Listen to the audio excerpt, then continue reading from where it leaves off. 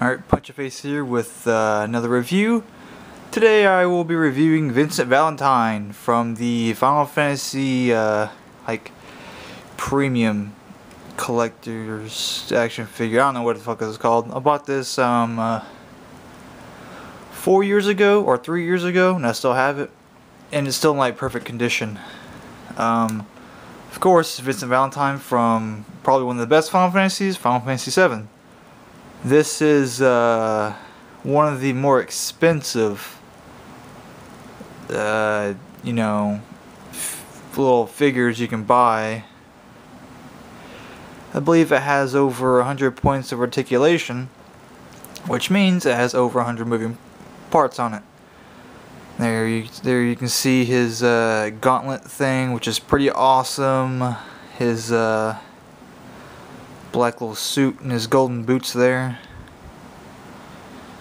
And notice he doesn't have the Cerberus gun. This is just the regular gun.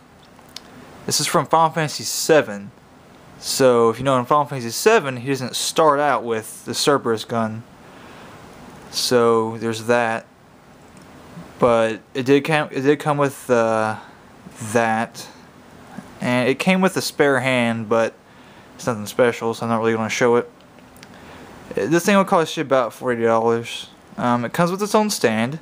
Unlike my other reviews, they don't come with stands. Here's the Isaac one next to that. And he is, I guess Isaac's just short because everyone seems to be taller than him. Even Grayson's taller than him.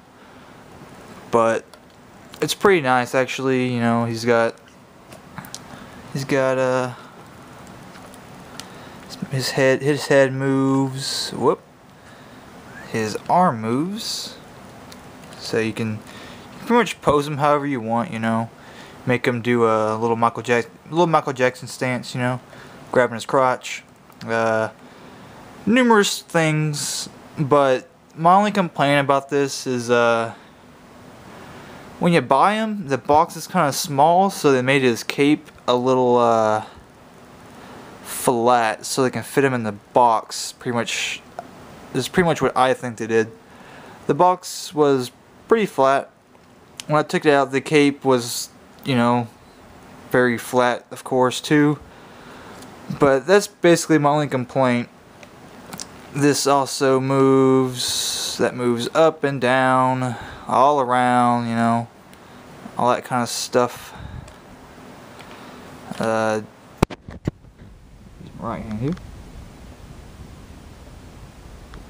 I'm not exactly sure what kind of stance that is, but you know, he pretty much moves whatever which way you want him to, except for his leg going that way. It doesn't go like that unless you want to break it. But that moves. It spins his leg around. The bottom of his feet move, and he does come off the stand, but it's really annoying to get him off. It's that little silver thing wrapped around him there. You can even see little details like his mouth. Hold on. You can tilt his head up enough to where it shows his mouth. There it is. I think it's just like an M19. I'm not really sure. It's just a regular non-brand pistols that is. But I do love his gauntlet. That's probably my favorite part about Vincent Valentine, is his little claw thing. Rawr, you know, the tiger. Yeah, definitely one of the more expensive ones with a lot more detail onto it. This is the Final Fantasy Vincent Valentine, not the Dirge of Cerberus Vincent Valentine. Keep that in mind, because there is a difference. They do have a Dirge of Cerberus and Advent Children version of this. So, and they're about the same price, run you about $40. So there's that. Overall, a nice little thing to have on top of your TV like I do. Also have, you know, other things. I will be getting to those eventually. You know, after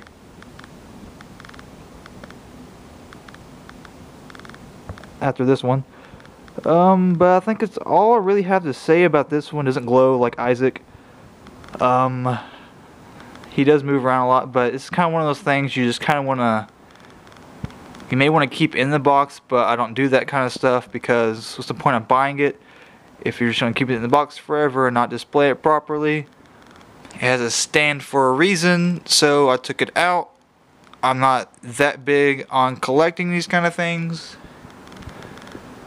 I'm more big on collecting like special edition of games and swords and stuff like that. Yes, I'm a giant nerd, but who isn't nowadays with all this technology? But that's all I really have to say about that. Vincent Valentine, probably one of the coolest characters in Final Fantasy VII. Isaac.